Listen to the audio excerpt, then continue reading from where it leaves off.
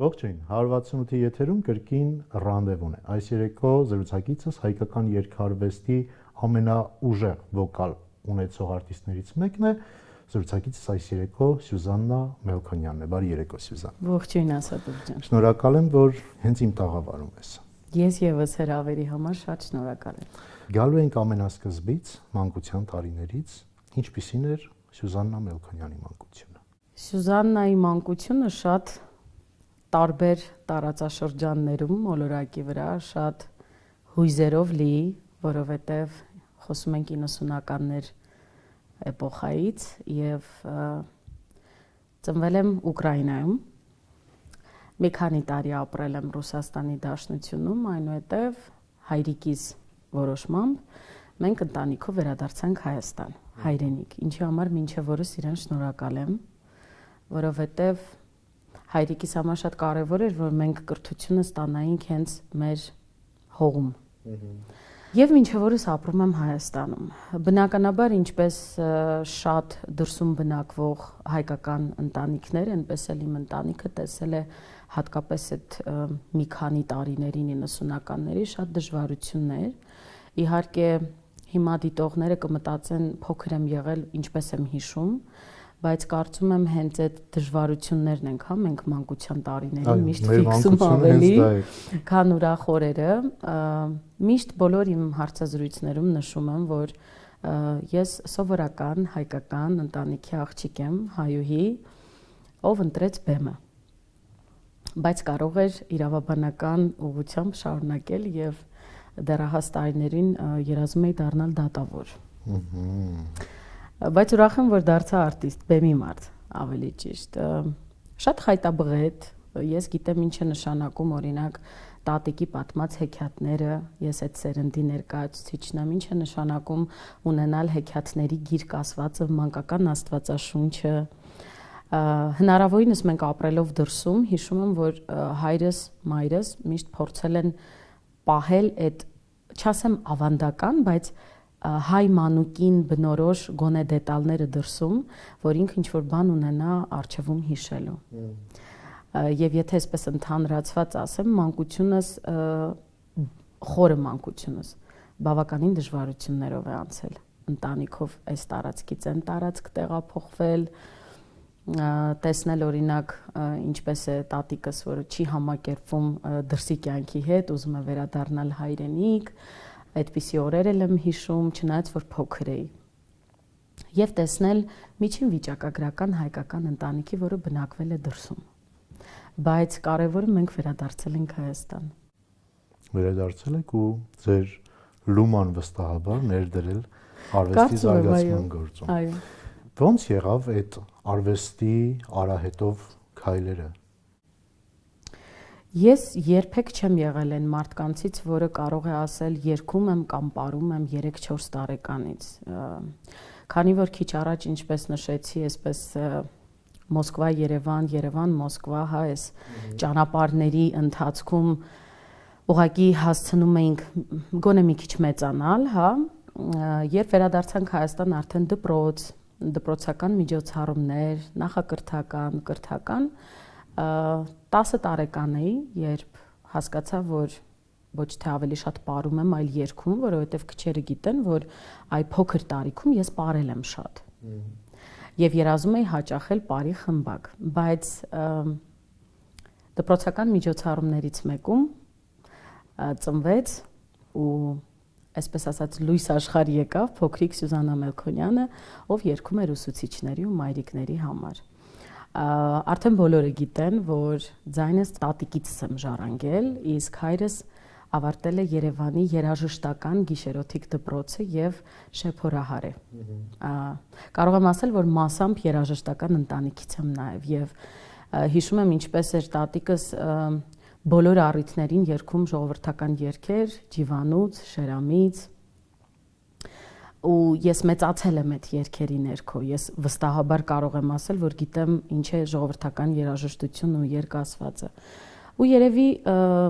ինչը որ սերմանում են փոքր ժամանակ քո մեջ, հատկապես որ դու քո երկրում չես լինում, երևի այդ ամեն ինչը իր փոքր լուման ունենում է։ ու 10 տարեկանում դա ավելի էսպես ընդգծվեց, ավելի հասուն վիճակում ոչ մանկական։ Եվ իհարկե հրապուրվեցի ծափարություններով, դե մեր ժամանակ հիմա չգիտեմ ինչպես է, բայց 6-րդ դասարանի աշակերտու համար շատ մեծ պատիվ էր, որ դպրոցի ողջ անձնակազմը իրեն ծափարում է ու գուցե նաև հրապուրվեցի այդ ամեն ինչով, բայց ես հիմա հասկանում եմ, որ ամենակարող Տերը ինքը գիտի յուրաքանչյուրիս որ ուղղությամբ տանի։ Կանխորոշված։ Այո։ Արդեն դառնալով մոտ 20 տարեկան քո հստակ քայլերը սկսեցիր երկարվեստում, հեռուստատեսային երաժշտական նախագծեր, բայց դրան զուգահեռ կար խնդիրներ ընտանիքում։ Գիտեմ, որ ցավեցնող է, գիտեմ, որ դժվար է, բայց ուզում եմ խոսենք այդ թեմայի մասին, քանի որ վստահաբար հեռուստադիտողը, ով դիտում է մեզ, կարող է գտնել այդ պատմության մեջ հենց իրեն ու նայել առաջ։ Ինչ էր տեղի ունենում։ Ինչու էր բեմ բարձրացող արտիստը բռնվում միկրոֆոնի հենակից, որ սովածությունից վայր չընկնի։ Տարիներ առաջ գուցե կոմպլեքսավորվեի այս ամենի մասին խոսելուց, բայց դա այնքան արդեն ապրված է, այնքան հաղթահարված է, որ անգամ իմ ձայնի տեմբրը չի դողում եւ չի հուզվում։ Կյանքում կան շատ ավելի ծանր պահեր։ Ես այսօր շատ մարդկանց հետ եմ շփվում, շատ տարբեր ճակատագրերի, տարբեր պատմություններ ունեցող, հենց այս պահին, ասա տուր, կան շատ մարդիկ, ովքեր պաթոս չհնչի, բայց ուրախանում են, որ այսօր էլ ապրեցին, բարի ուղիղ իմաստով։ Բայց հասկանում ես 20-ամյա աղջկա համար, ով արդեն հայտնվել էր մի քանի տարի առաջ հեռուստատեսությունում, գիտեր ինչ է նշանակում մեծ բեմը, ինչ է ինստիտուտը ավարտելու շեմիներ եւ կյանքը մատուցում էր իրեն անակնկալ, դա շատ ծանր կշիռ ունեցող փաստ է, էլի, եւ 20-ամյա աղջիկը մի քիչ չէր կարողանում այսպես պատվով դա տանել, հաղթահարել, այսինքն այդ ծանրությունը կար։ Շատերի պես իմ սերնդակիցների, ես էլ այդ ժամանակ բնականաբար ունեցա կյանքում անկում, որը որ իմ հաջողությունների գրավականը եղավ։ Ես երբևէ չեմ ամաչել ասելուց, որ եղել են օրեր, որ ես ուղղակի կամ պիտի կարողանայի այդ երթուղայինի գումարը տալ,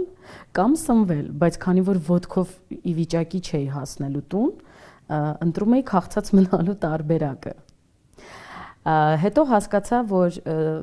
հոգեբանություն ուսումնասիրելուց հետո հասկացա դրան ինչու հաջորդեցին են տարիները, երբ ինձ մոտ առաջացավ սննդային վարքի խանգարումը, որովհետև մարդ, ով ինչ որ մի շրջան, հա, կյանքի չեմ ասում ամբողջ կյանքում, բնականաբար ոչ, ինչ որ մի էտապ, հա, իր կյանքում անդադ սովի խնդիր է ունենում, հասարակ հաց ուտելու խնդիր է ունենում, արդեն կայունանալուց հետո, ստաբիլ եկամուտից հետո, կյանքում աճելուց հետո, բնականաբար ինքը անընդհատ գնում է դեպի այն կողմը, որը որ պակասել է իր կյանքում։ Այո, ես առաջին անգամ եմ ասում, ժամանակին այո, ես ունեցել եմ սննդային վարքի խանգարում։ Եվ գիտեմ, որ այսօր շատ մարդիկ կան, ինձ նույն սոցհարթակներում շատ են գրում, որ դուք մոտիվացնող եք, Սյուզաննա ջան, ինչպես եք կարողացել սա, ինչպես եք կարողացել նա, մի պարզ պատճառով ես վաղուց մոտեցել եմ Տիրոջը եւ իմ ամբողջ գոյը գիտակցաբար ընդունել, որ իրենն է։ Եվ եթե ինչ-որ բան Տերը ուղարկում է քեզ, ուրեմն դու պարտավոր ես դա հաղթահարել։ Ես գիտեմ, որ շատ մարդիկ հիմա կմտածեն, դե հանգիստ նստած, այսպես գեղեցիկ շարադրում է նախադասությունները, խոսում է, բացարձակ հանգիստ չի։ Այդ հանգստության գալը թվացial մինչև պիտի ունենաս շատ փշոտ ճանապարհ։ Շատ անգամ ինձ շատերն են այսօր գրում, դե մենք ապրում ենք մեդիա դաշտում, ուզած թե չուզած, այդ դարաշրջանն է, որ գերակտիվ է շատ դեպքերում եւ շատ հաճախ են ինձ գրում, որ Սյուզաննա ջան, այ գիտեք, իսկապես ես իմ հետևորդների հետ շփվում եմ եւ դա էլ է ինձ մոտիվացնում, իրենք չգիտեն դրա մասին։ Այ օրինակ մենք դիտեցինք ձեր այսինչ հարցազրույցը եւ դուք այնտեղ ասացիք այսպես, գիտեք իմ կյանքում էլ հիմա այսպիսի բան կա, ինչպես այն հաղթահարեմ։ Նախ ես պարտավորվում եմ այդ ամենից, որովհետև քեզանից է հարցնում տալ խորուրդ, դա եւս պատասխանատվություն է, պարզապես հավատացեք Աստծուն, դա շատ կարևոր է, հավատացեք ինքներդ ձեզ, հավատացեք, որ այս աշխարհում ով ձեզ թողնի չթողնի, Տերը երբեք չի թողնում մենակ, ասում է, չէ, աղոթեք ու ձեզ կտրվի, թակեք եւ կբացվի դուռը ձեզ համար, բայց 20 տարեկանում վերադառնալով ձեր հարցին, ես բնականաբար այդ ամենը չէի գիտակցում, որովհետև չունեի կյանքի փորձ, որովհետև դեռ չէի անցել այդ ճանապարհը։ Ու ի վիճակի չէր 20-ամյա Սյուզաննան գիտակցելու, որ նախ կյանքում շատ ավելի դժվար բաներ կան, քան ընտանիքում որևէ բեկումնային շրջանը, հա, եւ բոլորի կյանքում կարող է լինել։ Ինձ թվում էր այդ պահին ես միայնակ եմ եւ միայն ինձ հետ է կատարվում։ Կարևորը որ ես կարողացել եմ հասնել գոնե կյանքում այնպիսի մի էտապի, որտեղ ես կարող եմ հանգիստ ձայնի ինտոնացիայով իսկապես խաղաղ ձևով պատմել այս ամենի մասին։ Կարևորը որ դա հաղթահարեն եւ չմնան մարդիկ այդ էմոցիայի մեջ։ Երբեմն մենք անցյալում մնալով չենք նկատում մեր ներկան եւ չենք գնում դեպի ապագա։ Դժվարին օրեր էին, գիտեմ, բայց ուզում եմ խոսենք ձեր ու ծանոթների հարաբերությունների մասին, հա, ինչպիսին էր Սյուզաննայի ու ծանոթների հարաբերությունները, որովհետև հենց այդ նույն շրջանում էր, կարծեմ թե, որ դուք առջև խնդիր էիր դրել նաև եղբորդ համար ծանոթ լինելու ու հենց եղբորդ համար հաց վաստակելու առաքելությունը ստանձնել։ Որպեսզի մարդկանց ու քեզ པարզ լինի, ասատուր, այդ էպոխան շատ կարճ է եղել մեր ընտանիքում։ Եղել են իհարկե այդպիսի օրեր, բայց վստահաբար կարող եմ ասել, որ այ հիմա տարիներ անց մեզանից յուրաքանչյուրը իր ճիշտ տեղում է։ Ես այսօր ընկերություն եմ անում առաջին հերթին եւ հայրիկիս եւ մայրիկիս հետ։ Իհարկե կյանքում այդպես է, չէ, դուստրերը ավելի հայրիկների հետ են կապված։ Մեր դեպքում էլ է այդպես, ես ավելի շատ հոգեպես ու ֆիզիկապես մի քիչ վերցրել եմ ինձ վրա պատասխանատվությունը։ Իրենք իհարկե շատ երիտասարդ են, շատ վաղ տարիքում են ինձ ունեցել ու եղբորս, բայց հիմա այնպիսի էպոխա է մեր ընտանիքում, որ ես հոգ տանող մարդն եմ իրենց եւ կամուրջը։ Բնականաբար եւ մայրիկի հետ եւ հայրիկի հետ մենք անցել ենք դժվար ճանապարհ առանձին եւ դեռահասության տարիներին, որովհետեւ մեզանից յուրաքանչյուրը դեռահասության տարիներին գերեմոցիոնալ, մեզանից յուրաքանչյուրին թվում է մեզ չեն հասկանում, բայց միշտ այդպես է, չէ, ծնողները միշտ մեր լավն են մաղթում եւ բայց դա առաջացնում է նաեւ սերունդների բախում։ Այո։ Այդ սերունդների բախումը այստեղ ինչու չի եղել, բացատրեմ, որովհետև մայրս ինձանից 17 տարի է մեծ ընդամենը, իսկ հայրս 19 է։ Շատ այսպես ծայրահեղ սերունդների բախում չի, ավելի շատ դժվարին օրերի նստվածքը, եթե կարողանամ այսպես վերլուծել։ Հիմա որ ետ եմ նայում, մենք անցանք բարդ ճանապարհ, թեկուզ եւ առանձին, հա, թեկուզ մենք հիմա չենք ապրում ֆիզիկապես բոլորս միասին, որովհետեւ հանգամանքներն են այնպիսին, որ մեզանից յուրաքանչյուրը ունի իր կյանքը, բայց ես վստահաբար ասատուր կարող եմ ասել, որ մենք ավելի ամուր ընտանիք ենք, քան շատ մարդիկ, ովքեր նույն կենցաղն են կիսում։ Հասկանում ես, չէ՞, ինչ նկատի ունեմ։ Եվ կյանքը այնպիսի բան է, որ ոչ ոք չգիտի 5 րոպե հետո ինչպիսին կլինի։ Այսօր ես նայում եմ նոր կազմավորվող ընտանիքների, հա, ես ինքս երգում եմ շատ հաճախ իրենց հարսանյաց միջոցառումներում որպես հատուկ հրավիրված հյուր եւ շատ չանցած ինֆորմացիա եմ ստանում, որ բաժանվեց այդ զույգը։ Այսօր ցավոք նաեւ այդ դարաշրջանն է։ Ամեն երկրորդ լավ, երրորդ զույգը, երրորդ ընտանիք, նոր դեռ 3 կազմավորված բաժանվում է, իսկ իմ ընտանիքը ունի մոտավորապես 30 տարվա պատմություն ու այդ 30 տարիների ընթացքում բավականին անկումներ, կամուրջներ այրել, հետո նորը ստեղծել, 0-ից կառուցել, նորից եմ կրկնում, մեզանից յուրաքանչյուրը եւ իմ ծնողները եւ ես եւ եղբայրս մենք ունենք առանձին մեր կենցաղն ու կյանքը, բայց մենք ավելի հոգեպես ու ֆիզիկապես ամուր ենք միասին իրար հետ եւ նեղորերին եւ լայն օրերին, ինչպես ժողովուրդն է ասում, հա, քան շատ ու շատ ընտանիքներ, ովքեր թվացial Instagram-ում այսպես միասնական նոր տարի, զատկի տոն, վարդավառ, հասկանում ես, չէ՞ ինչի մասին է խոսքը։ Ցավոք սրտի այն իրականության, ինչը տիրում է մեր շուրջ, առաջնորդվում ենք այդ Facebook-ային, Instagram-յան ստորիներով ու հավանումներով։ Ես ընտանիքից շատ բաներ չեմ տեղադրում, շատ հաճախ։ Ոչ թե որ չեմ ուզում, այլ ես հասկացա այս կյանքում, երևի բեմը շատ մեծ ազդեցություն է, հա, իմ կյանքում ունեցել եւ բեմի պատճառահետևանքը, որ երջանկությունը սիրում է լռություն։ Եվս մի տխուր թեմայի շուրջ հարց տամ ու անցնենք տխուր թեմաները, որովհետև անհնար է ունենալ նման հրաշալի հյուր, կենսախինդ մարդ ու խոսել միայն տխուր բաներից։ Ինչ է զգում արտիստը, ով գիտի, որ կարող է գրավել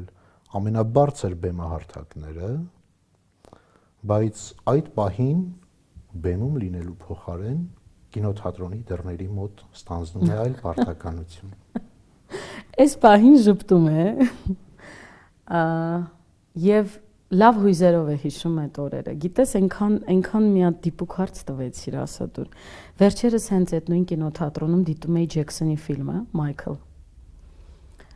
Եվ մենակ էի գնացել։ Ես սիրում եմ այդպես իմ կենցաղից դուրս, կարող է վերցնեմ on-line գնեմ Տոմսը եւ ես այդպես հանգստանում եմ։ Եվ հենց այն նույն դահլիճում էր այդ օրվա այդ սեանսը, որտեղ ես շատ կես ձայն պարապում էի այն երգը, որով որ հաղթեցի ռուսական մեգա նախագծում։ Ու ավելի սիմվոլիկ էր այդ ամեն ինչի հիմքում եմ, որ դիտում էի Մայքլի ֆիլմը, որը այլ բևեռից, բոլորովին այլ բևեռում ունեցել է չհասկացվածության խնդիր, հա, մեկ այլ բևեռի խնդիր է ունեցել, հարցը դա չի։ Ու այսպես ընկերուհուս հենց այդ պայն հաղորդագրություն գրեցի, որ գիտես, ես հենց այն նույն սրահում եմ, որտեղ տարիներ առաջ ես աշխատում էի, եւ եթե այդ դահլիճում տվյալ պահին չէր լինում որևէ սեանս, իմ գոլեգան այդ պահին, հա, Տիկին Նարինեին միշտ մեծ հույզերով եմ հիշում, ով տեսնում էր, որ ես ինչ-որ բանի եմ պատրաստում եւ ասում էր գնա այն սրահում պարապիր։ Բայց եթե մենք ետ նայենք, ոչ թե իմ խնդիրն էր դա, այլ համամարտկային խնդրի առաջ էինք մենք բոլորս։ Պարզապես իմ ոլորտի մարդիկ գտնվում էին այն առաջին գծում, որոնց որ ուղղակի չէր կարելի զբաղվել հանգամանքների բերումով սիրելի գործով։ Եվ հոգեբանորեն ինձ մոտ մի էմոցիոնալ դաշտ ծաղկեց, երբ ինձ թվում էր, որ իսկ եթե ես էլ բեմում չլինեմ, եթե ամեն ինչ էսպես մնա, բայց չէ որ ես լիքը ասելիք ունեմ դեռ։ Եվ այդ էմոցիոնալ դաշտով ես մեկնում եմ Ռուսաստանի Դաշնություն մասնակցելու «Ну ко все вместе» հեռուստանախագծին։ Բայց կրկին դժվարություններով, պատճառում ես մեքենա։ Ինքը չէր կարող լինել լավ, մեր հանրապետությունում չկան աջակիցներ, որ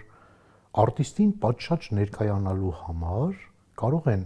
օժանդակել, աջակցել, չգիտեմ ինչ եք ուզում դրա անունը դնել, ֆինանսավորել, սատարել, մեր ճկուն հայոց լեզուն թույլ կտա շարունակել։ Ես հասկանում եմ, Ասատուր, դու ինչ նկատի ունես, բայց արի հասկանանք մի բան։ Այդ նույն օղակները պետք է ֆինանսավորեին մի երգչուհու, ով մեկնում է մրցույթի ու հայտնի չի ինչ պետք է լինի այն դեպքում, երբ հետպատերազմյան փուլում է մեր երկիրը, երբ այդքան զոհեր կան, գերիներ կան, կենթանի ողջ, բայց մահացած մայրեր, հա, հասկանում ես, այս էպոխայի մեջ, այս շրջանում, ով ինչ հասցնում էր, կարողանում էր անել։ Իմ հարթակը բեմն էր։ Ես իմ չեմ ուզում հնչի պաթոս, երբեմն շատ եմ գործածում ես բառը, այդ հոգու ճիճը բեմում կարող էի ասել։ Ցավս այդպես կարող էի արտաբերել։ Ու երբ ինձ հարցնում են, այ ինչպես դու կարողացար այդ 100 հոգու առաջ կանգնել, երբ 4 կամ լավ 10 մարդկանցից բաղկացած այդ կազմին մենք չենք կարողանում համոզիչ լինել, ես ասում եմ ընդամենը հետեւյալը, ես չունեի այլ տարբերակ, որովհետև չափազանց դժվար ուղի էի անցել հասնելու եւ կանգնելու այդ բեմում։ Դրա համար ելույթից անմիջապես հետո ես ֆիզիոլոգիապես թուլանում էի, որովհետև հավաքվում էի, գիտեք, սա նման է, ասա տուր սպորտսմենի կյանքի։ Դրա համար ես շատ սիրում եմ սպորտ աշխարհը, սիրում եմ իրենց հետևել, լսել իրենց հարցազրույցներ, ես էլ մոտիվացվում եմ իրենցով։ Երբ դու այդքան քրտինք ես թափում, այդքան աշխատում ես ամիսներ շարունակ, տարիներ շարունակ, եւ դու այդ մի քանի վայրկյանների ու րոպեների ընթացքում հաղթանակ պիտի գրանցես։ Երևույթը շատ նման է, ուղղակի տարբեր են հարթակները։ Իրենց բեմը այլ է, մեր բեմը այլ է։ Ես չունեի այլ տարբերակ։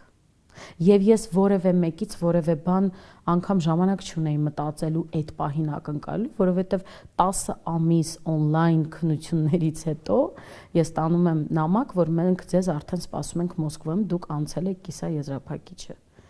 Ու դու հասկանում ես իմ աչքին արդեն չեն երևում ոչ կինոթատրոնը, ոչ սրահները, ոչ մարդիկ, որոնք գալիս էին այդ ֆիլմերն ու մուլտերը դիտելու, ոչ այդ տոմսերը, ես արդեն տեղում չէի։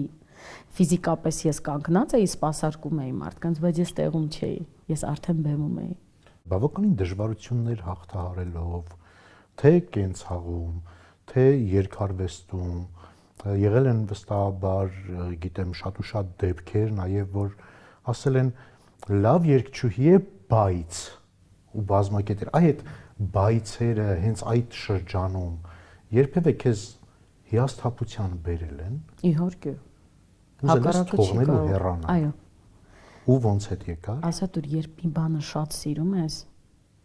դու պայքարում ես իր համար։ Սերը, ամեն ինչի հիմքում սերն է։ Բայց այդ ձևակերպումներից հոգնել չի լինում արդյոք։ Իհարկե։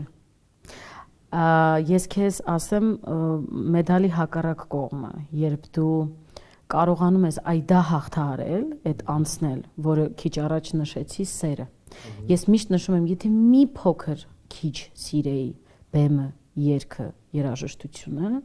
ես վաղուց թողել էի։ Այս գաղճ իրականության մեջ, հա, չեմ վախեն ասել, այո, գաղճ իրականության մեջ։ Բայց կա դրա հակառակ մյուս պատկերը, երբ դու արդեն գրանցում ես նախադեպը չունեցող հաղթանակներ հանրապետությունից դուրս ու դու տեսնում ես բոլոր այն մարդիկ, ովքեր թերահավատորեն են ինչ որ մի փուլում կյանքի քեզ վերաբերվել, ինչպես են հպարտանում քեզանով, դու այդտեղ հասկանում ես, որ դու առաջին ինքդ քեզ ես հաղթել։ Գիտես, ես չեմ վախենա ասել, որ ես այդ հաղթողի, հաղթանակ այդ սինդրոմով ես տառապում էի։ Հիմա ինձ մեկ է, ես կհաղթեմ, չեմ հաղթի, լավ իմաստով, հոգեբանական իմաստով։ Եթե իհարկե ինչ-որ նոր մրցույթ ծնվի, որտեղ ես կունենամ այդ պատիվը երկիր ներկայացնելու, ես զինվորի պես օր ու գիշեր կաշխատեմ, բայց այն ինչ որտեղ ոչ այնքան հասուն մտածելակերպը, որ ես սա պիտի հաղթեմ, սա էլ պիտի հաղթեմ, դա վաղուց արդեն չկա իմ մեջ, որտեղ ես մեծացել եմ։ Եթե անկեղծ այդ մեդալի հակառակ կողմը նայելով, հա, միջազգային հարթակներից այս կողմ Հայաստանում գերհզոր վոկալ ունենալը անպիտան շքեղություն է դարձել։ Գիտես, մի քիչ վիճելի հարց է ու նուրբ հարց է։ Ինքը երբեք չի կարող լինել անպիտան, որովհետև հակառակ դեպքում դու չես ունենա այն հավատարիմ լսարանը,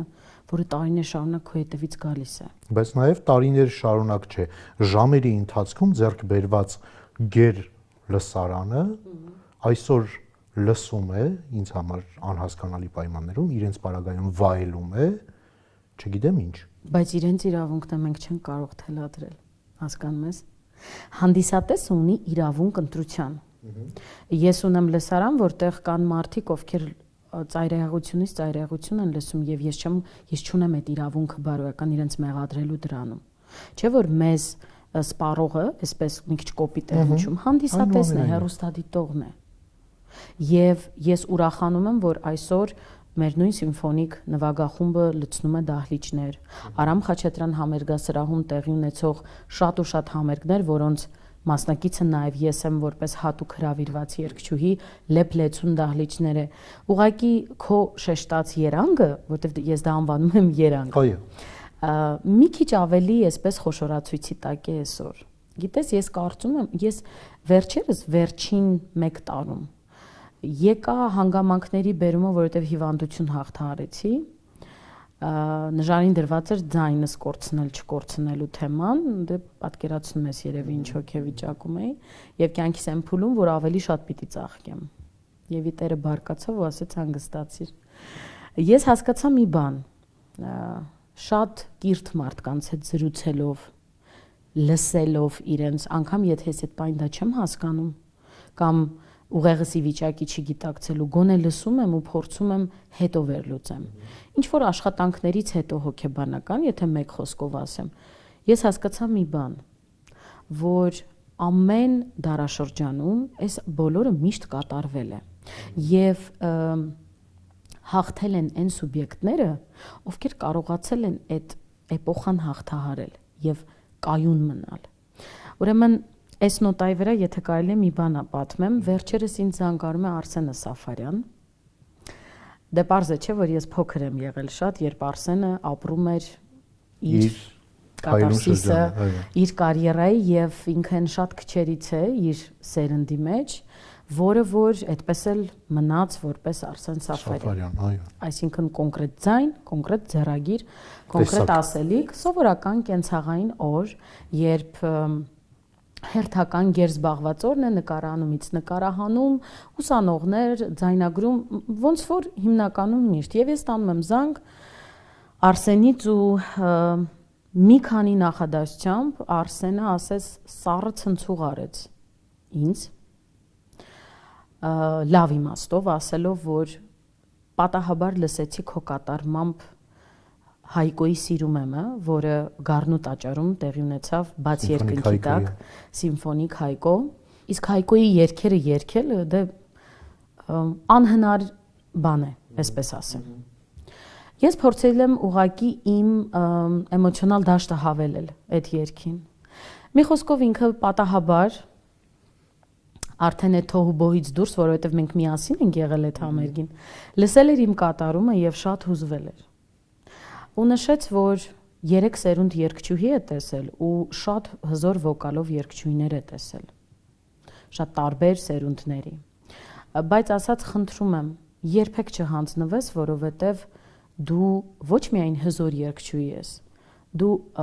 ասելիք ունեցող խոսուն երգչուհի ես, որը շատ քիչ է լինում։ Գիտես, այնքան պետք էին ինձ այդ խոսքերը։ Իրականում այդ պահին երևի Արսենը զգացել էր, որ ինտուիտիվ, որ ինձ պետք էին իսկապես այդ խոսքերը, ոչ թե որ ինչ որ բաներ տեղի ունեցել, ինձ պետք էր հույս տալ կամ չգիտես ինչ։ Պարզապես մենք ունենում ենք այսօրվա իրականության մեջ օրեր, բեմի մարդիկս, երբ մենք պետք է պահենք եւ մեր անունը, եւ կոմերցիոն դաշտում լինենք, եւ ասելիք ունենանք, ու չպակասեցնենք մեր ասելիքը։ Դա շատ դժվար է։ Ու երբ որ վերադառնալով քո հարցին ուզում եմ կապել այս երկու մտքերը, ինչպես ասացիր, անպիտան շքեղություն, ես հասկանում եմ քո զայրույթը ու ամենևին չեմ ուզում ոչ կոծկել, ոչ պաշտպանել։ Բնականաբար կան սուբյեկտներ, որոնց ես տեսնում եմ եւ արագ փոխում եմ, թերթում եմ, որովհետեւ իմ վարպետը ողջ լիներ, ուղղակի չգիտեմ, կատվածահար կլիներ։ Բայց ես չեմ կարող նայել միայն դա եւ համարել, որ ես օրինակ, օրինակ անպիտան ինչ որ շքեղություն եմ։ Երբ որ որտեղից որտեղ ինձ մոտենում են մարդիկ հասարակ խանութում,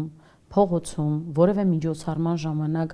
եւ ինչպիսի մեծարանքով են մոտենում, այդտեղ ես հասկանում եմ, որ չէ, ես ճիշտ տեղում եմ։ Դեռևս կան մարդիկ։ Եվ իրավունք չունեմ հակառակը մտածելու, որովհետեւ դա անարդար կլինի իմ անցած ճանապարհի նկատմամբ եւ այն լսարանի նկատմամբ, որը իսկապես ծարավ է։ Վերջերս իմ մի կատարումների հղման տակ սփյուռքահայ մի տղամարդ թողել էր ինձ էր անձամբ նշել իմ էջը դրա համար տեսել եմ եւ ասաց որ կարոտ ենք մնացել այս տեսակ կատարումներին դա ցանկացած նման կարծիք ինձ առաջին հերթին պարտավորեցնում է որովհետեւ շատ հեշտ է այսօր մարդու անունը գցել եւ շատ հեշտ է մարդու անունը բարձրացնել այո այս երկու բևերը կա այո լավ ինչ է զգում հզոր վոկալ ունեցող բայց ռեալ գիտակցող, որ ինքը այնտեղում չէ, որտեղ պետք է լիներ արտիստը, երբ տեսնում է անորակություն միլիոնավոր դիտումներով։ Արի չթաքցնենք, բոլորս էլ այսօր ինչ որ կերպ զգալի տեղ տալիս ենք նույն այդ դիտումներին, հա YouTube-ի հարթակի։ Չէ՞ որ այդ դարաշրջանն է։ Այդ դարաշրջանն է, դու արտիստ ես, ով բազմահազար հանդիսատեսի առջև հանդես է եկել, վայելել այդ սերը, համակրանքը, բերկրանքը, ներկայացրել Հայաստանի Հանրապետություն դրոշը ամենաբարձր հարթակներում, բայց այսօր կարող է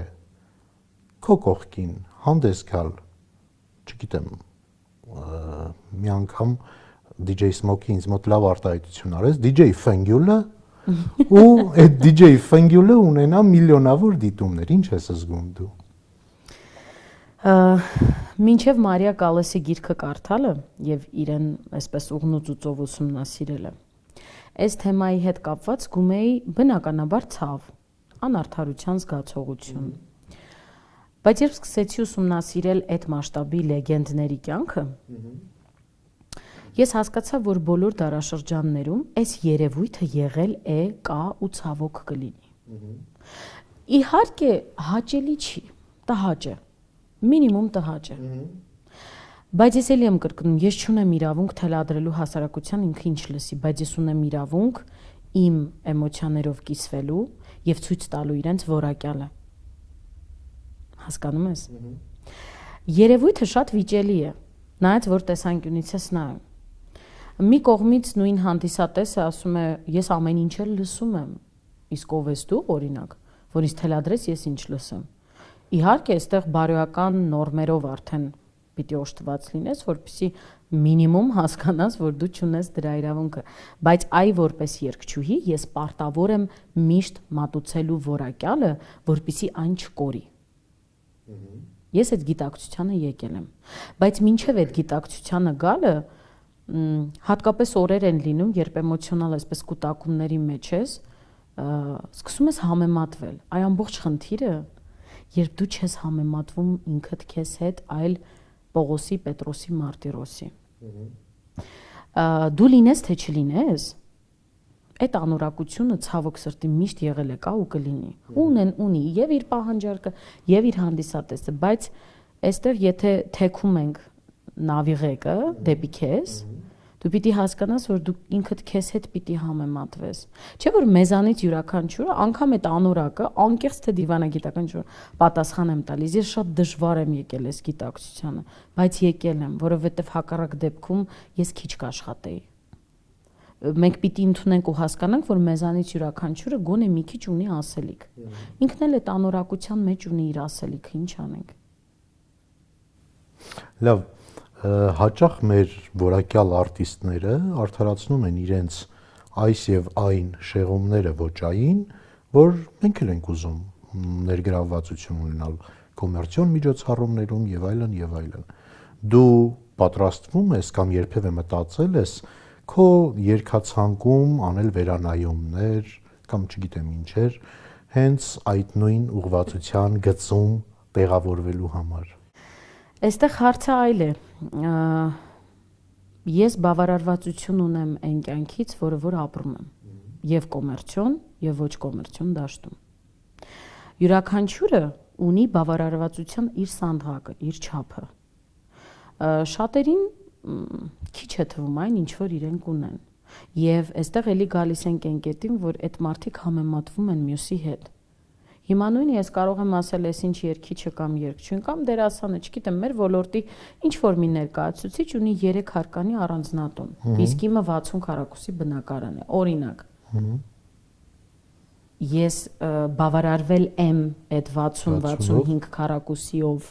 կարողացել եմ իմ կյանքի համար, թեկուզ ունենալով հիասթափություններ, տհաճ պահեր, զայրույթի պահեր, այնպես չի է, որ ես այսպես հանգիստ նստած խոսում եմ, գիտակցել եմ, եկել եմ, չէ, դա շատ դժվար, շատ բարդ, եղել են օրեր, որ մեքենայիս պատուհանները փակել եմ, գլուխս խփել եմ, բարի ուղիղ իմաստով, ղեկին ու բարձր լաց եմ եղել, որ ինձ ոչ մեկ չտեսնի, որովհետև այդքան անարդարության զգացողություն ունեի։ Այ այս ամենից հետո դու հասկանում ես, որ ցանկացած վատ իրավիճակից Տերը քեզ փրկում է, աշխարհիկ մարդկանց հետ մի համեմատվիր միայն ինքդ քեզ հետ, որպեսզի Տիրոջը ասելիք ունենաս, հասկանում ես, նայած թե ով ինչ նպատակ ունի իր առաջ դրված, գիտես, մարդկա ինքը իսկապես բավարարվածություն չունի իր կյանքից, ինքը իր կյանքի համար պատկերացնում է բոլորովին այլ մասշտաբներ, ես իմ կյանքում իմ խաղաղությունը այս պայմաններում գտել եմ, այնպես չի, հարցային չի, որ ես չկամ կոմերցիայում, եթե ես դրա խիստ անհրաժեշտությունը ունենայի, գուցե մտածեի դրա շուրջ, բայց ես կամ եւ կոմերցիոն դաշտում եւ որակում, այստեղ այլ հարց է, ինչքան որ կամ կոմերցիոն դաշտում դա որքանով է ինձ բավարարում, այ այդ չբավարարվածության զգացողությունն է մարդկանց տանում դեպի դա, եւ ես իմ երանգի մեջ, ասա դուր այնքան եմ խորացել, մի վարքյան անգամ չեմ պատկերացնում, վերջերս մեր շատ սիրելի Զիրոյանի հյուրն էի, էլի նմանատիպ թեմայի շուրջ զրուցում էինք, գեղեցիկ հայերենով բացատրում եմ, որ կա երաժշտության ժանր, նույն Ռաբիզ ասվածը, որ իսկապես ամենայն անկեղծությամբ եմ ասում, կան մարդիկ, ովքեր հիանալի տիրապետում են եւ կատարում են։ Եկեք ամեն մեկը անի իր գործը, որում որ ինքը իսկապես փայլում է։ Դա ինձ մոտ իսկապես չի ստացվում, անգամ եթե ես դա շատ ուզենամ։ Սա է իմ հարցի պատասխանը։ Ուժեղ կնոջ իմիջը քեզ կյանքում խանգարում է, թե օգնում։ Այնքան լավ հարց էր։ Շնորհակալ եմ։ Գիտես, եւ խանգարում է, եւ օգնում է։ Չեմ կարող ասել, որ միայն խանգարում է կամ միայն օգնում է։ Աշխատանքում օգնում է, գիտես ինչու, որովհետև ես միշտ ասում եմ, մի քիչ թույլ եղար քեզ կհոշոտեն։ Էլի վերադառնանք սպորտսմեններին։ Մի քիչ թույլ եղան, իրենց կհաղթի հաջորդը։ Կողքինը կամ դիմացինը, նույնը իմ ոլորտում է։ Հատկապես հայկական իրականության մեջ, մեր մենտալ համակարգում, հայկինը եւ այլն, հա, իգական սեռի ներկայացուցիչը մի տեսակ անընդհատ խոշորացույցի տակ է։ Հին մեր ավանդույթներից եկած եւ այս մի քանի կետերով պայմանավորված դու պարտավոր ես լինել ուժեղ, եթե դու ուզում ես գրանցել շատ տարբեր հաղթանակներ ու խոսքը միայն մրցութային հաղթանակի մասին չի։ Այստեղ օգնում է, բայց երբեմն այդ խաբուսիկ կարող է լինել անձնական կյանքում, ընտանեկան կյանքում, կա թյուր կարծիք, որ ուժեղ կնոջ կողքին այնքան դժվար է, բերեք ինձ ցույց տվեք շատ ուժեղ տղամարդ, տեսնեմ ինչպես է իմ կողքին դժվար։ Ես իրականում կարող եմ փաստել, որ հիմնականում, հա, չեմ ուզում բոլորի անունից խոսել, իմ փորձով գիտեմ հետեւյալը, որ ուժեղ կնոջ ներսում թաքնված է իրականում շատ խոցելի, շատ կանացի եւ նուրբ էակ։ Պարզապես շատ դեպքերում ինքը վախենալով նույնիսկ չի կարողանում այդ էակին ցույց տալ, այլ թաքուն էսպես պահում է, փայփայում է եւ այն մարդը, ով կկարողանա բացահայտել այդ էակին, նա էլ կլինի իմ կյանքում։ Քո խոսքում մշտապես այսպես կարմիր գծով, հա, անցնում է գողակցի ընտրության հարցում մի թեզ, որ իմ գողակիցը պետք է ծափահարի իմ բեմելին։ Այո։ Այդ ամենից կարող ենք գալ այն եզրահանգմանը, որ կյանքում քեզ հանդիպած տղամարդկանց հետ հետագա շփումներ ու զարգացումներ տեղի չեն ունենում, որովհետև նրանք դեմ են լինում Սյուզաննա Մելքոնյան արտիստին նույն բնականոն կյանքով բեմում ապրելուն։ Ասեմ բոլորովին հակառակը։ Ես շատ քիչ շփումներ եմ իմ կյանքում ունեցել, այնպես չի որ շատ շփումներ եմ ունեցել, բայց ինչքան էլ որ ունեցել եմ, թեկուզ նախաբանի տեսքով, բոլորը միշտ հիացած են եղել ինձանով որպես երգչուհի բեմում գտնվող մարդ եւ հետաքրքիրն այն է, որ ծափահարել են։ Կարծում եմ, այստեղ մի քիչ խանգարել է այն, որ վախեցել են կրել այդ պատասխանատվությունը այդ մասշտաբի մարդու կողքին լինելու։ Մեկ այլ բան է, գիտես, երբ դու ծափահարում ես, հպարտանում ես, հիանում ես այդ անձնավորությամբ, բայց բոլորովին այլ բան է պատկերացնել այդ մարդու հետ օրինակ կազմել ընտանիք, ոչ թե արգելել, չարգելելու թեման է այստեղ, այլ այդ պատասխանատվությունը կարող ես դու կրել, թե ոչ, այ այս բախումն է եղել։ Որովհետև մեր ոլորտի մարդկանց հետ մի քիչ դժվար է, գիտես, մեր խայտաբղետ կյանքը, մեր երանգները, որոնք ունենք մենք կենցաղից մինչև բեմ, բայց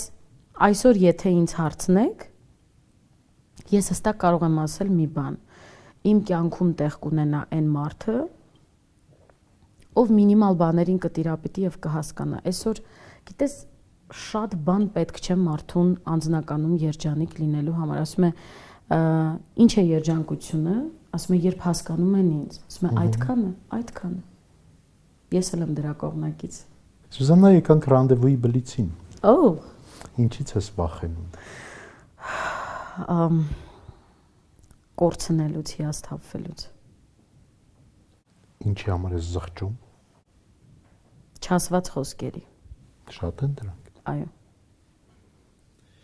Կա մարդում կուզեիր ասել ինչ-որ բան, բայց չես հասցրել։ Այո։ Ում կասեիր։ Տատիկիս։ Ինչ կասես։ Որ իրեն շատ եմ սիրել։ Չես հասցրել ասել։ Չէ։ Վերջին անգամ երբ ես արտասվել։ 3։ Ինչու։ Երեկոյան էմոցիոնալ կուտակում էր։ Վերջին շրջանում շատ են լինում։ Գիտես, հա, անկեղծ է։ Եվ միշտ օրվա վերջում էմոցիոնալ կուտակումներից։ Դու ես դարձել էմոցիոնալ, թե հանգամանքներն են բերել դրան։ Ես ավելի շատ դարձել եմ ներսում կուտակող մարդ։ Միտեղից պիտի դա դուրս գա, թե ոչ։ Առաջ արտահայտվում էի շատ, հիմա հակառակը։ Բայց դա նաև վնասում է։ Այո, առողջություն։ Հոգևոր առողջությունը ավելի շատ։ Կա մարդով գիտի քո մասին ամեն ինչ։ Կարծում եմ ոչ։ Իմ մասին ամեն ինչ գիտեմ ես եւ Տերը։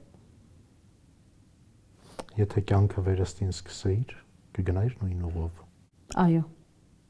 Բայց ավելի շատ մտածելով առաջնային իմ առողջության մասին։ Դու արդեն երկարամյա փորձ ունես ժյուրիում գտնվելու։ Ոչ միայն հայաստանյան, այլ նաև միջազգային։ 3 անուն հայկական երկարվեստում, որ եթե հնարավորություն ունենայիր վերահսկելու երկարվեստը, այդ 3 անունը կջնջեիր։ Անպայման է հարցին պատասխան։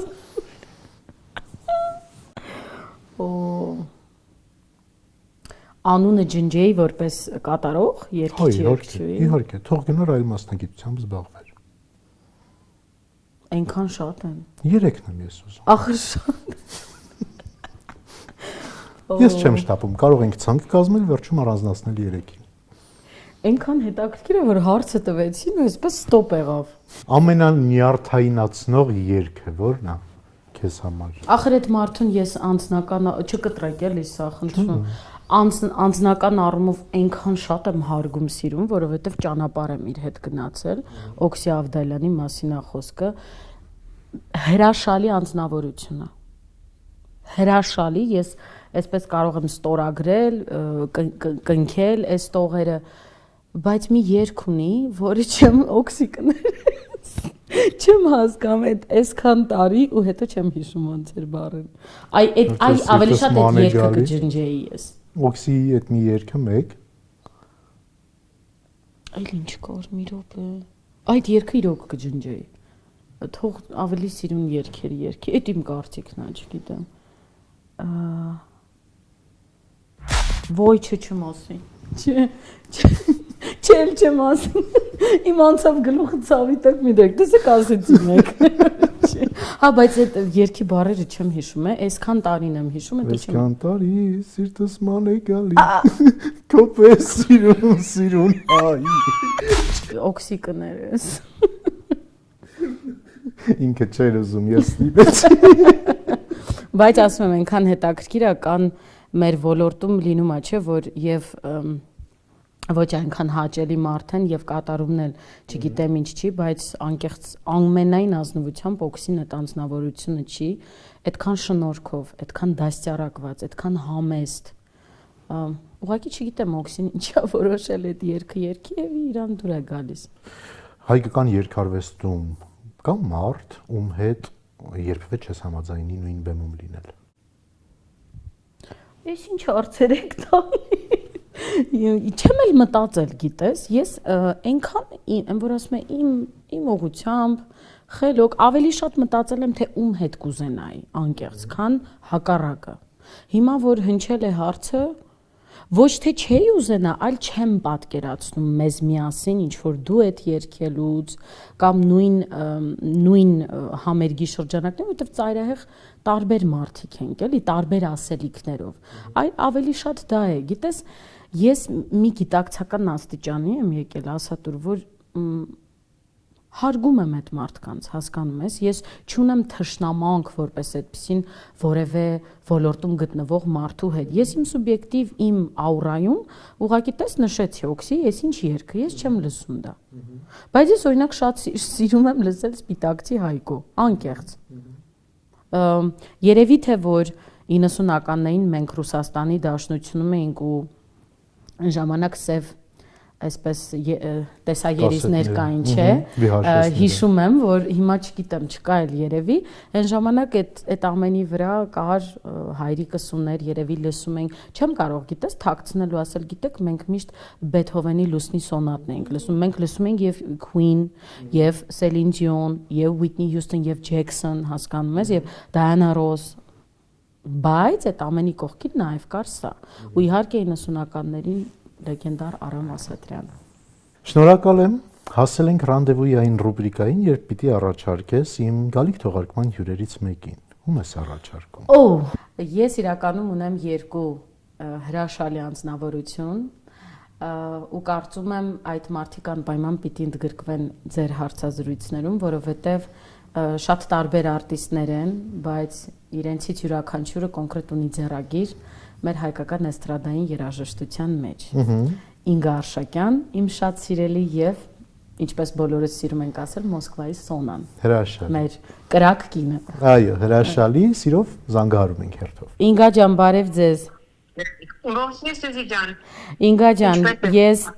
ուրեմն հաղորդման հյուր եմ հրավիրված, մեզ լսում են։ Ասատուրի ռանդևուն է եւ ինձ հնչեցրել են հարց,